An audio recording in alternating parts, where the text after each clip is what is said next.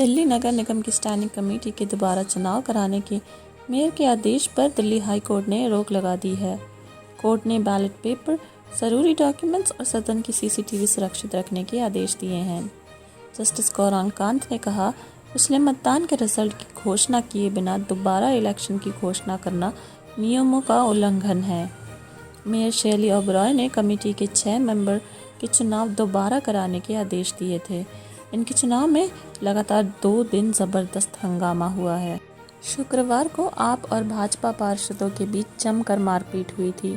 हंगामे की शुरुआत तब हुई जब मेयर शैली ओबरॉय ने एक वोट को अनवैलिड घोषित कर रीकाउंटिंग का आदेश दिया। इससे भाजपा के पार्षद नारेबाजी करने लगे। सत्तारूढ़ आप पार्षदों ने भी विरोध किया। टेबल्स पर चढ़कर नारेबाजी और धक्का मुक्की होने लगी।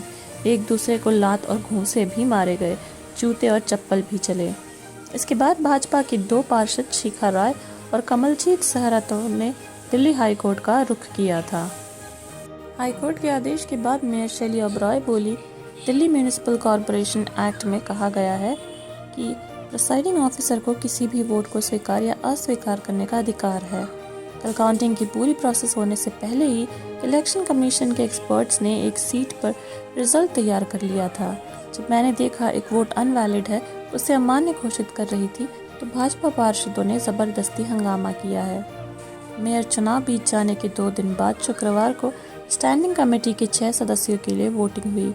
250 सदस्यों वाली एमसीडी में 240 सदस्यों ने ही वोट डाले।